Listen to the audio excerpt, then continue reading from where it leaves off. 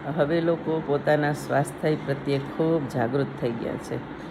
અને કોઈ પાર્ક હોય કે સરોવરને ફરતો પાળીને પારે હાલવા જવાનો વોકિંગ એરિયા બનાવ્યો હોય તો ત્યાં લોકો રોજ સવારે મોર્નિંગ વોકમાં, સાંજે એવી રીતના જતા હોય.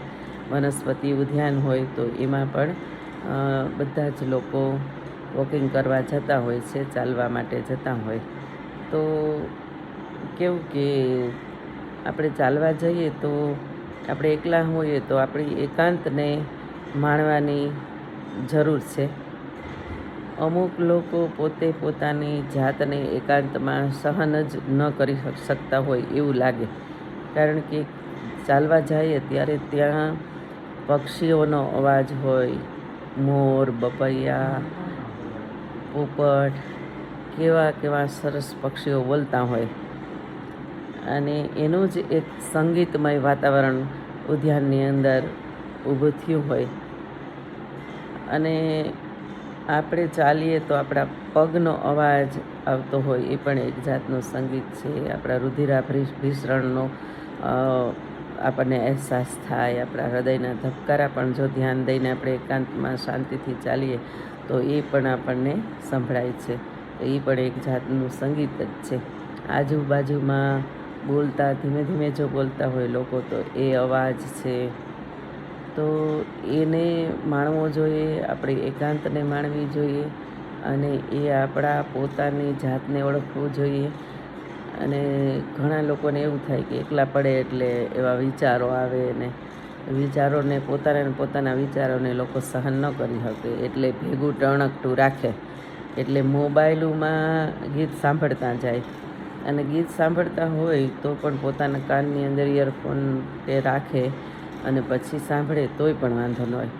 એટલું બધું વોલ્યુમ રાખે અને મોબાઈલોમાં ગીતને, ભજન ને ભક્તિ કમરા કાઢી જાય ત્યારે તો ભજન સાંભળે ને કોઈ પ્રવચન સાંભળે ને કોઈ ગીત સાંભળતા હોય ને એટલું લાઉડલી વગાડે મોબાઈલને સાંભળે કે બીજા હારે હાલતા લોકોને પણ એ લોકો ડિસ્ટર્બ કરે. બીજા લોકો ચાલતા હોય તો એ પોતાની મસ્તીમાં, પોતાની ધૂનમાં, પોતાના લયમાં અને પક્ષીઓના કલરવ સાથે, પવનની લહેરખીઓના એ અનુભવ સાથે મસ્ત રીતે ચાલતા હોય. એને પણ એ લોકો ડિસ્ટર્બ કરતા જાય, એટલું બધું વોલ્યુમ ફૂલ રાખે. પણ આ પણ એક વોઇસનું પોલ્યુશન છે, અવાજનું પ્રદૂષણ છે. તો એમાં પણ કંઈક ફેરફાર માણસે પોતાની માનસિકતામાં ફેરફાર કરી અને પછી એ અવાજ ઓછા રખાય અથવા તો ન રખાય. એક વખત તો એવી ટ્રાય કરો કે પોતાની જાત સાથે, પોતાના મ્યુઝિક સાથે, પક્ષીઓના કલરવ સાથે, પવનની લહેરકીઓ સાથે ખૂબ સરસ રીતે શાંત ચિત્તે, એકાગ્ર ચિત્તે અને પ્રાણાયામ, આપણે શ્વાસોશ્વાસની પ્રક્રિયા સાથે શાંતિથી ચાલો. અને ઘણા લોકો તો ત્યાં એ મોબાઈલને લઈને બેન્ચ ઉપર બેસી અને અવાજનું પ્રદૂષણ કરતા હોય ને બીજા ચાલતા હોય એને પણ ડિસ્ટર્બ કરતા હોય. એ લોકોને ખબર નથી હોતી કે આપણે આ અવાજનું પ્રદૂષણ ફેલાવીએ છીએ કે બીજાને ડિસ્ટર્બ કરીએ છીએ કે એટલે કરતા હોય છે. પણ હવે એનું કંઈ આપણે તો સોલ્યુશન કાઢી શકીએ એમ નથી. પણ વ્યક્તિઓ પોતે પોતાની જાતે સમજી અને એટલીસ્ટ બીજાને તો ડિસ્ટર્બ ન કરે એટલું પણ વિચારે તો ઘણું સારું છે.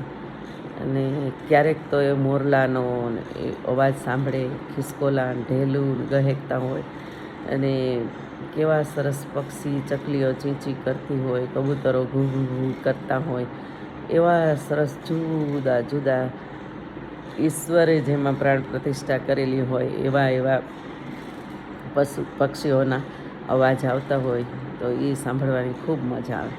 ને એક મંદિર છે તો મંદિરની અંદર પણ ખૂબ જોરથી કેસેટ મૂકીને વાતાવરણને પ્રદૂષિત કરે, અવાજનું પ્રદૂષણ ફેલાવે કે જ્યાં લોકો પોતાના હેલ્થ માટે, પોતાના મનને શાંત કરવા માટે, પોતાની ખુશી માટે, પોતાની એકાગ્રતાને માણવા માટે જતા હોય ત્યાં આવું અવાજનું પ્રદૂષણ કેટલી હદે વ્યાજબી છે.